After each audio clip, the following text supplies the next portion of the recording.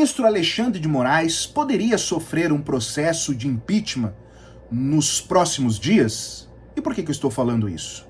No dia de hoje, segunda-feira, dia que eu estou gravando esse vídeo, foi protocolado no Senado Federal um pedido de impeachment promovido por alguns deputados federais bolsonaristas. Isso muito em resposta à manifestação que ocorreu no dia 7 de setembro. Como vocês sabem, essa manifestação, ocorrida na Paulista, reuniu ali uns manifestantes, aliás, muito aquém do que se esperava, do que os bolsonaristas e o presidente, ex-presidente da República, Jair Bolsonaro, esperava para aquela manifestação. Muito aquém, menos de um quarto do que se esperava.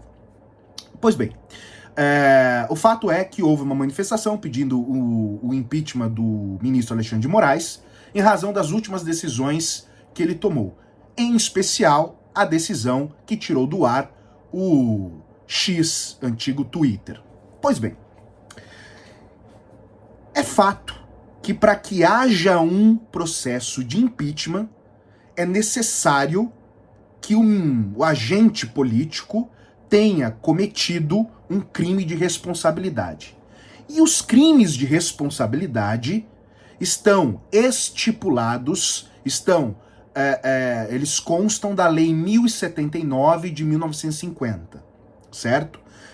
É uma espécie de um rol ali taxativo, ou seja, não cabe ali um outro tipo de crime de responsabilidade. Vamos supor, olha, eu acho que talvez conjugado com este ou aquele outro dispositivo legal, com este ou aquela decisão,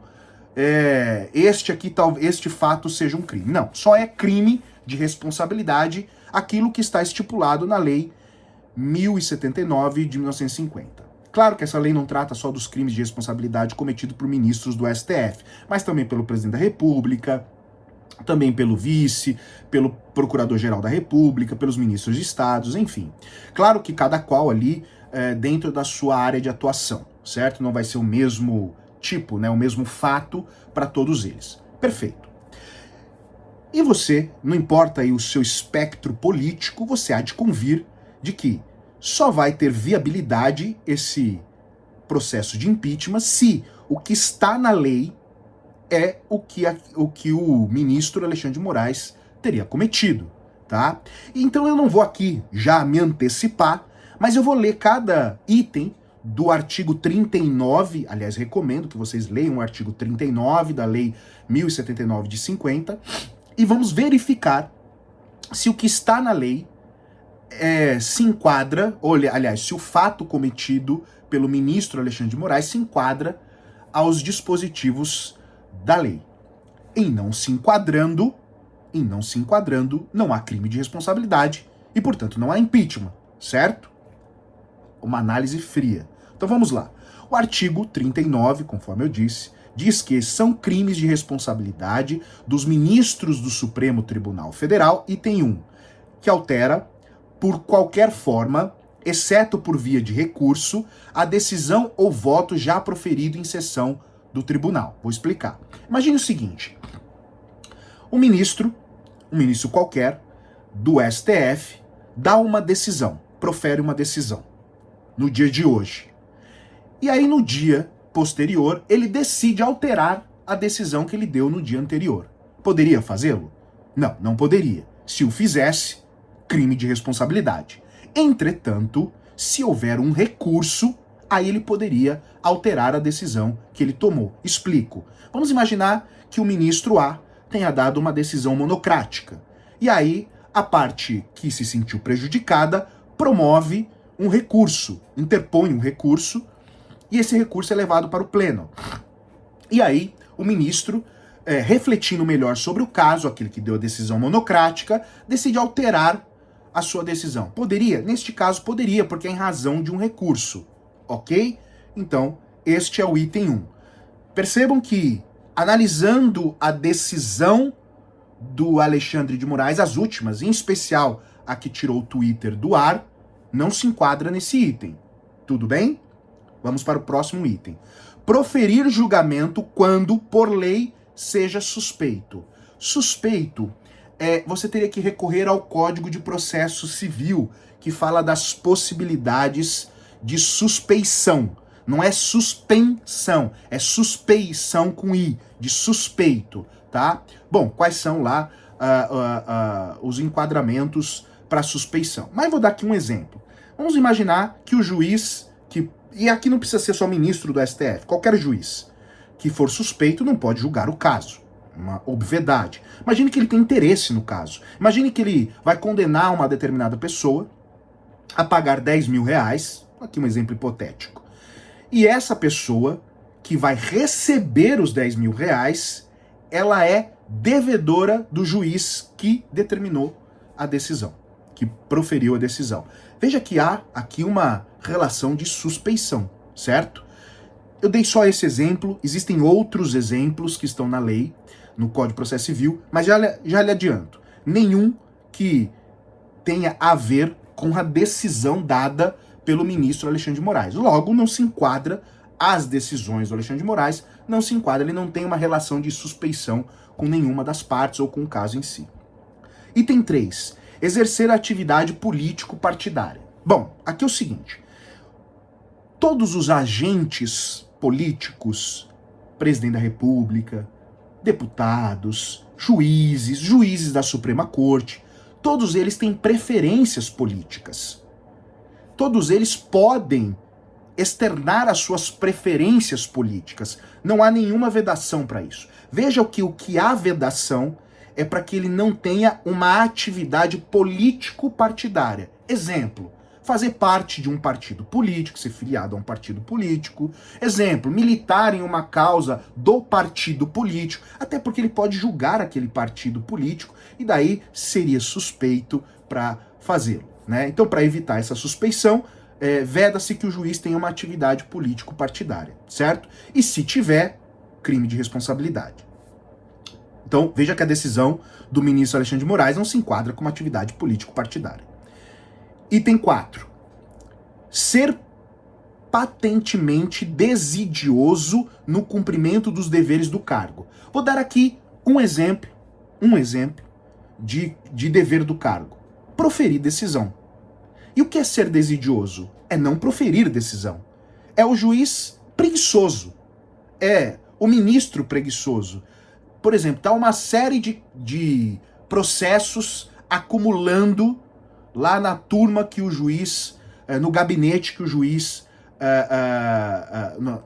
na turma que o juiz pertence, né? Então, na turma e no gabinete dele tem uma série de processos que estão se acumulando e ele não profere as decisões, não dá os despachos que tem que dar, enfim, é um juiz preguiçoso. Neste caso, poderia... É claro que existe todo um processo legal, aqui um devido processo legal, para ver se é desídia, se não é volume, pode ser um volume exacerbado, falta de servidor, mas enfim, não sendo nada disso, realmente ele é desidioso, ele é preguiçoso, crime de responsabilidade, inclusive para ele é crime de responsabilidade e logo pode sofrer um processo de impeachment. Se for para um desembargador e para um juiz de primeira instância, por exemplo, é exoneração, tá? Exoneração, tá?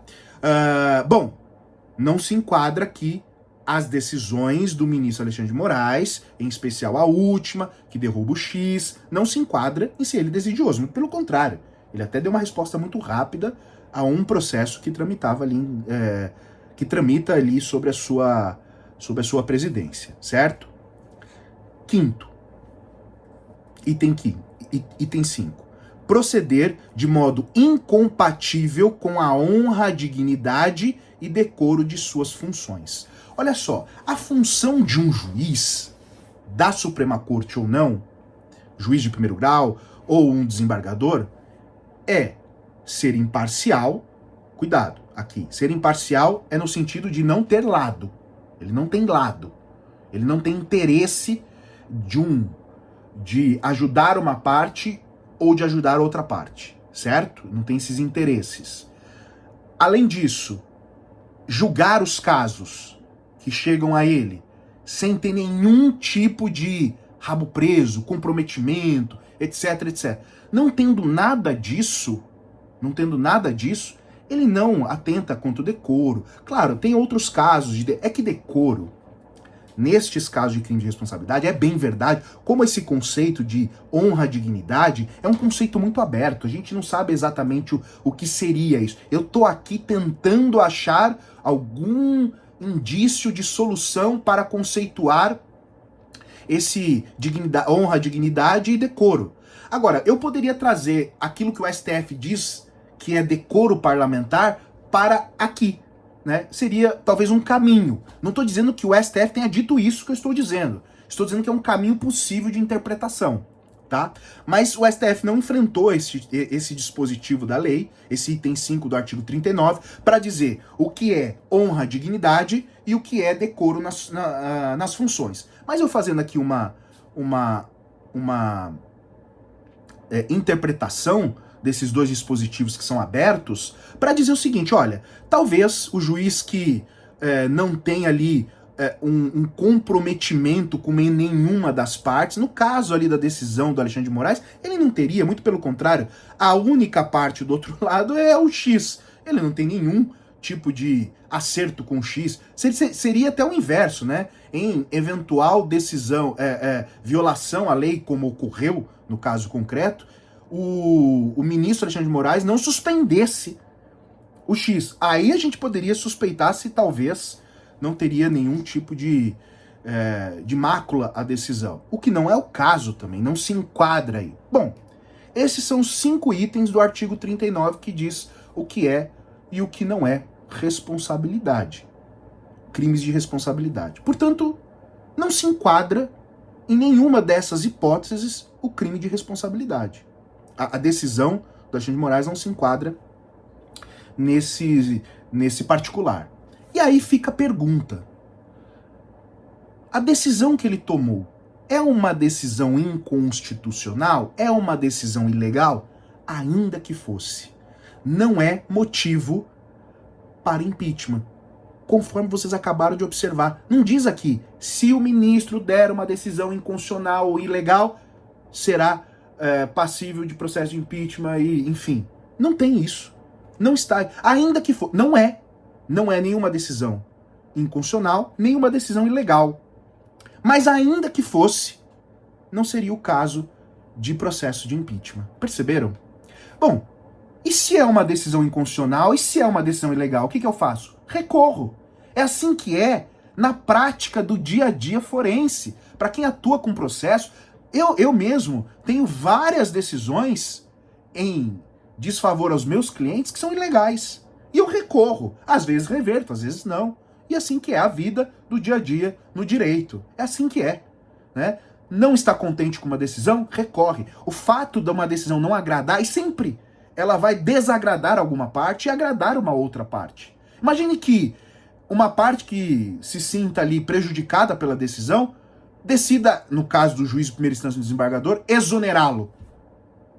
Ou ainda, se for o ministro do STF, vamos entrar com processo de impeachment, porque a decisão que